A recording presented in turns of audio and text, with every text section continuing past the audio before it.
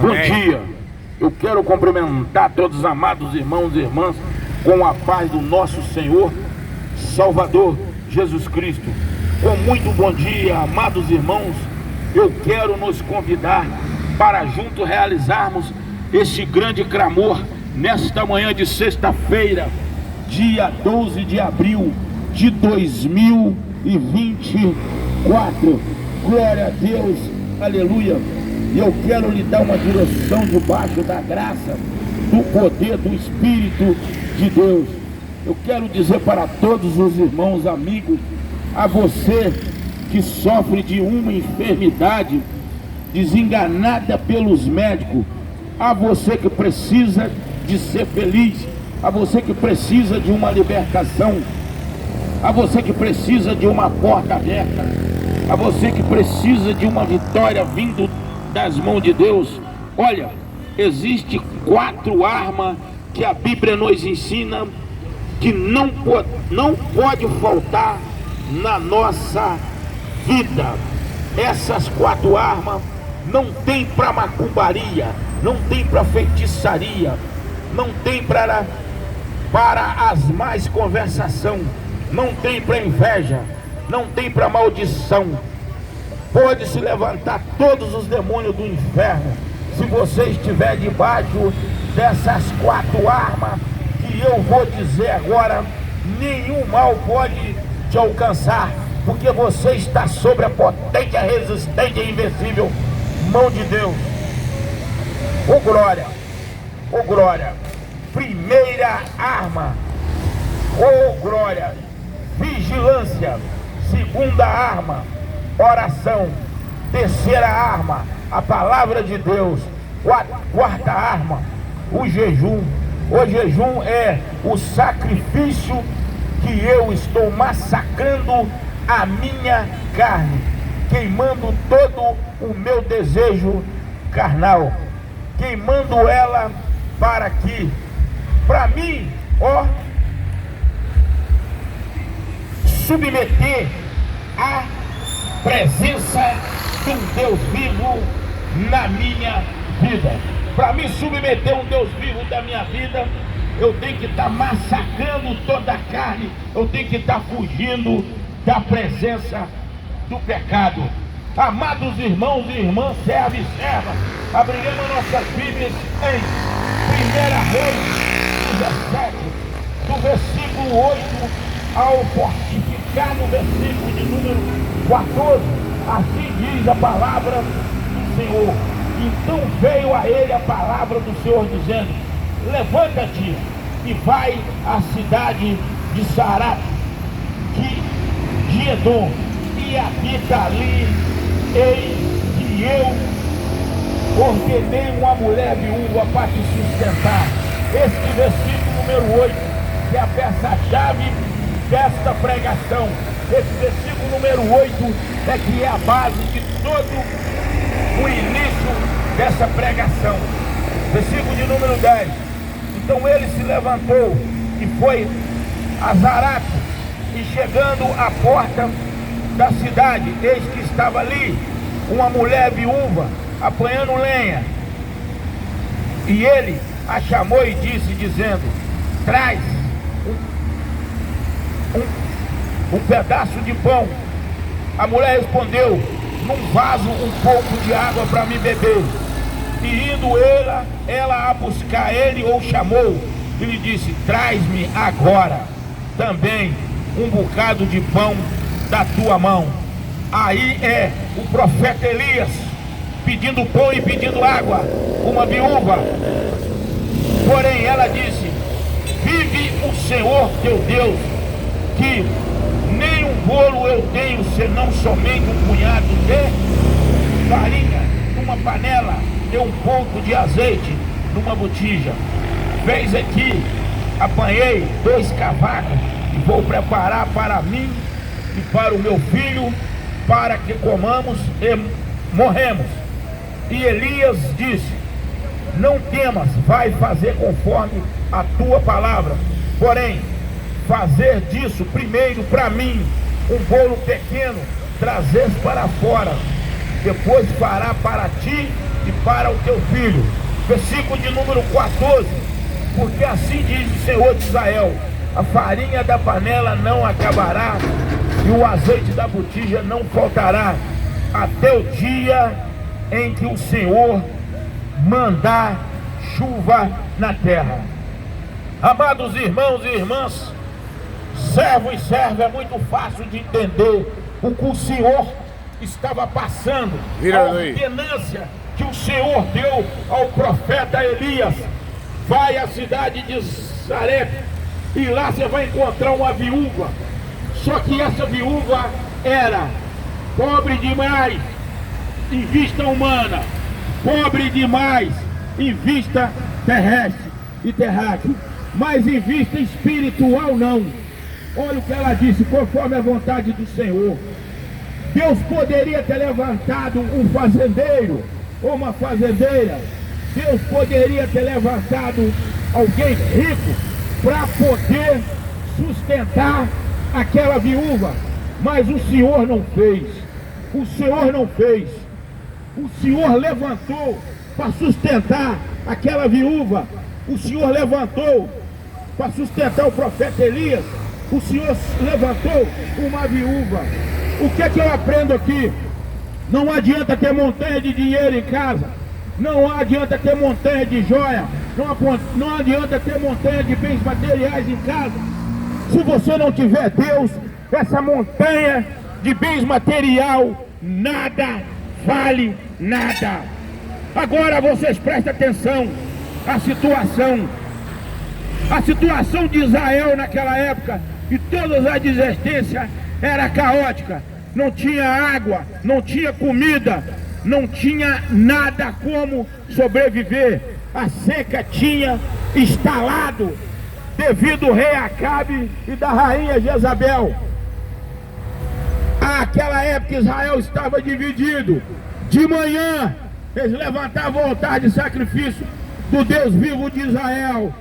À noite levantavam o altar para Deus pagão, para estatueta de idolatria, para imagem de santo oculto entre aspas. O único santo é o Deus que está no céu, que morreu e ressuscitou no terceiro dia. Morreu como santo, passou por santíssimo, e hoje está aí. Morreu como santo, passou por santíssimo e ressuscitou, hoje está entre nós. Aquela mulher fraca, frágil, de bens material, foi que sustentou o profeta Elias, porque o profeta Elias era e é privilegiado. Quando faltava tudo em Israel, mas não faltava nada para o Elias e nem para aquela viúva, porque o Elias servia um Deus vivo de Israel, servia um Deus com obediência, servia um Deus com clareza, servia um Deus que realmente ele colocava o Deus Todo-Poderoso em primeiro lugar da nossa vida. Quando você coloca o Senhor em primeiro lugar da sua vida, não existe barreira, não existe nada que te para.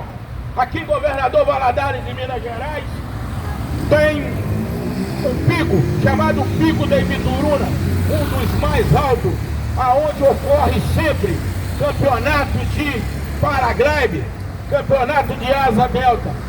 É um pico com 1.200 metros de altura. Quando você está servindo um Deus vivo, você pode bater contra leve nesse pico e você sai do outro lado, porque você está diante de uma força invisível, você está diante de uma força invisível e invencível, que é a força do Deus vivo de Israel. Aí o que acontece? Esta viúva foi lá e fez o que o profeta Elias pediu. Fez um pedaço de pão para ele, e fez um pedaço de pão e trouxe uma vasilha de água. Primeiro ela serviu o Deus vivo de Israel. Primeiro ela serviu o profeta de Deus. Por que eu digo que primeiro ela serviu o Deus vivo de Israel? Porque primeiro ela obedeceu a palavra, depois ela fez um pão para o profeta Elias. O que ela fez? que entregou o primeiro conforme a palavra de Deus, ele comeu. Aí ele olhou para ela e falou assim: vai lá agora, faz um para você e um para o seu filho. Quando ela chegou lá, oh, amados irmãos, eu queria estar lá. Eu queria estar lá nesse momento para me olhar dentro daquela panela de farinha. Como o Senhor me deu essa visão para me ler essas palavras. Como o Senhor me deu a oportunidade de olhar para o céu e ver esse céu maravilhoso. Como o Senhor me deu a oportunidade de eu ver e enxergar esse céu maravilhoso. Eu queria estar lá na hora que ela chegou novamente na botija de azeite e naquela panela, e viu um milagre, e viu a panela cheia, a panela transbordando aonde não tinha nada. O nosso Deus é provedor. Quando ela olhou a botija do azeite, aquilo estava transbordando. Eu queria estar lá diante dela. O nosso Deus é provedor. Para o nosso Deus não existe nada difícil, nada impossível que o nosso Deus não consegue resolver aquilo que nós precisamos. Aquilo, a mulher passou toda a seca, a mulher passou toda a escassez. Tinha escassez lá fora, mas não tinha dentro da casa dela, porque ela tinha um Deus de Israel que ela confiava e acreditava. Mas só, irmão, o Senhor cuida daquele que é dele. Porque que a minha borracharia, Jeová Jiré, na 13 de maio 875, no primeiro sinal descendo a 3 de maio, eu não passo dificuldade, porque o meu Deus me supre todas as minhas necessidades. Todos os dias o Senhor, meu Deus, envia todos os meus fregueses. O Senhor envia todos os meus fornecedores. Por quê? Porque lá é onde eu dou continuidade. O meu ministério que o Senhor confiou em mim, é lá que eu dou continuidade. É lá que é o altar de sacrifício vivo do nosso Senhor, na minha borracharia, na 3 de maio. É lá que é o trono do Senhor. Assim, essa mulher fez com Elias. Confiou no Deus vivo de Elias. Confiou no profeta Elias. Passou toda a escassez de comida, toda a escassez de água, mas para ela não faltou. Vocês lembram quando o profeta Elias tinha matado os 450 profetas de Baal, de Aserás? O que o Senhor diz? Elias, agora Elias, você faz o seguinte: você corre para a beirada do riacho, que lá eu vou te suprir com todas as suas necessidades. Vocês prestem atenção, que o Senhor cuida dos seus. O Senhor mandou ele ficar na beirada do riacho. Não tinha água em lugar nenhum na terra. Nem Israel, nem Damasco, nem na Síria, nem Jerusalém. Em lugar nenhum tinha água. Mas tinha, olha a posição privilegiada daquele que busca Deus. Olha a posição privilegiada daquele que acredita. Olha a posição privilegiada daquele que acredita num Deus vivo de Israel. Não tinha água e não tinha comida para ninguém, mas tinha o profeta Elias. Ele foi suprido com a água para ele beber, e à noite e à tarde o Senhor mandava um corvo levar a comida para o Elias lá atrás. Por que um corvo? Porque corvo é um bicho que só come coisas estragadas, conforme se fosse um urubu. Mas a estratégia de Deus, mandar um corvo, porque ninguém seguiria o corvo. Quem vai seguir um animal igual ao urubu que só come carniça? Ninguém. A estratégia de Deus era manter o profeta Elias fortalecido com todas as suas necessidades física, humana e terráquea, e a sua necessidade espiritual também. Porque aquele que confia em Deus não tem barreira, aquele que acredita em Deus não tem embaraço. Aquele que busca o Deus vivo de Israel, ele não tem depressão. Aquele que busca o Deus vivo de Israel, ele não tem desavença na sua vida. Aquele que busca um Deus vivo, possamos até passar pelo dia mau, mas esse dia mau vai ser suprido pela potente, bom dia, pela potente e poderosa mão de Deus. Sabe por quê? Diante do profeta Elias, na casa daquela viúva, o filho da viúva morreu. Quando o filho da viúva morreu, ela falou assim: homem de Deus, você vem cá na minha casa para trazer a morte para o meu filho? Elias ficou calado. Para Deus nada é impossível, nada é difícil, tudo é fácil, tudo é perto. Ela repetiu: o Senhor veio aqui na minha casa para trazer a morte para o meu filho. Mas olha o que ela disse: homem de Deus. O Elias calado subiu, foi lá para cima, orou a Deus, deitou sobre o menino, balançou, deitou sobre o menino, balançou, deitou sobre o menino, balançou. O Deus de Israel, através do profeta Elias, fez o que? Ressuscitou o menino. Ele desceu com o menino e entregou a ela, nos braços dela o menino vivo pulando: mãe, mãe. É o que eu digo: busca um Deus vivo de Israel, renuncia às trevas, abandona o pecado, abandona o mundão, serve o Deus de Israel. Amados irmãos, Deus está voltando, o Senhor de Israel está voltando, o Senhor está bem próximo.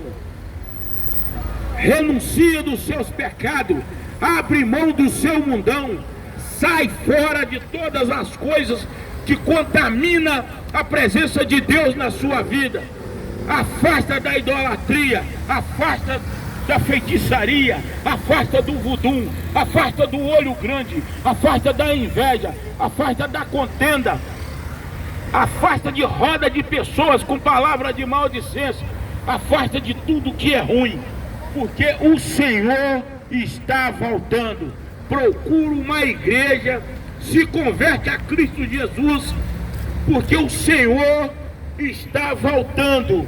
E a volta do Senhor, aquele que não estiver preparado para ser julgado, porque nós somos descendente de Adão e Eva, descendente do pecado, mas somos geração de Noé.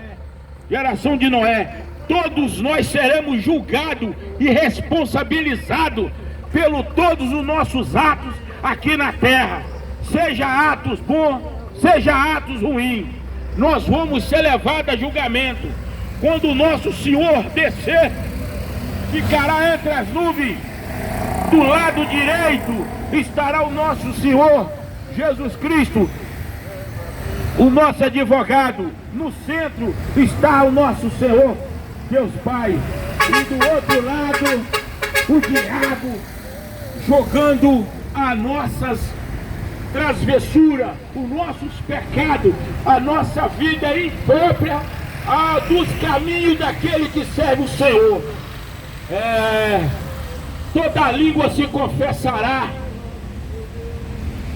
todo joelho se dobrará, todas as nossas ações serão julgadas diante de nós, em olho nus, no tribunal do nosso Senhor Jesus Cristo.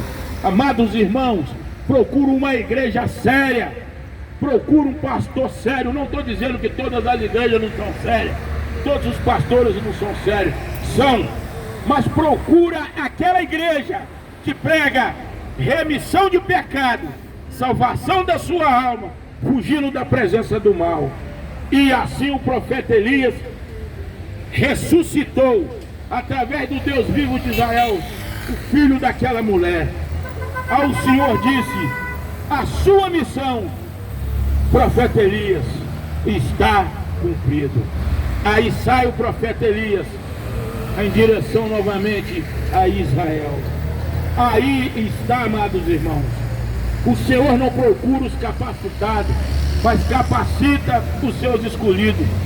O Senhor não procura os ricos, mas sim procura aquele que busca um Deus vivo de Israel para estar contigo. O que eu tentei dizer? Nós temos que andar, compartilhar, ficar e estar com aquele que tem uma fé maior do que a nossa, que tem uma fé superior à nossa. Nós temos que estar diante daquele que serve o mesmo Deus vivo que nós servimos. Nós temos que estar diante daquele que realmente tem compromisso com Deus de Israel, que busca, cura, faz prodígio, maravilha, coxa andar, cego enxergar, mudo falar. É diante desse que busca, esse Deus que você busca, é que vocês têm que estar do lado dele. Hoje, eu sou obreiro Antônio Carlos, o antigo mestre Lenci de capoeira. Hoje eles me chamam de maluco, mas quando eu estava na roda de capoeira no meio da rua, não me chamava de maluco. Quando eu estava no braço de um cavaquinho tocando e cantando a noite inteira, a troco de cerveja, eu não era maluco. Quando eu jogava baralho a noite inteira, eu não era maluco. Quando eu jogava sinuca a noite inteira, eu não era maluco. Por que agora que eu busco a minha salvação, busco um Deus vivo de Israel, busco aquele que me fortalece no meu dia a dia, busco aquele que me protege, que me ergue, me caminha, me leva, só no caminho da retidão, da salvação da minha vida, só porque agora eu sou louco. Eu sou louco por Jesus, eu sou louco por Jesus. O cinegrafista Clodoaldo é louco por Jesus. O meu obreiro, vira pra lá a câmera, o meu obreiro Eloí também é louco por Jesus. Nós somos loucos por Jesus. Nós somos loucos, todos nós somos loucos. Vira a câmera pro seu lado. Aí, ó, aqui, ó, Clodoaldo também é louco por Jesus, trabalhando na obra, buscando a salvação, buscando um Deus vivo de Israel. Essa é a trajetória da nossa vida. Deus nos deu, para mim, o Clodoaldo cinegrafista, e para o Eloí, esse ministério lindo, maravilhoso, para nós pregar e ganhar alma para o reino do nosso Senhor Jesus Cristo. Senhor, peço que o Senhor abençoe meu grande casamento, com a minha esposa maravilhosa, Nenezinha. Peço que o Senhor abençoe a nossa casa, o nosso lar, abençoa o nosso trabalho na 13 de Maio, minha borracharia, e abençoa todos os meus filhos, todos os meus netos. O Senhor é o meu pastor e nada nos faltará. Glória a Deus. Aleluia, aleluia.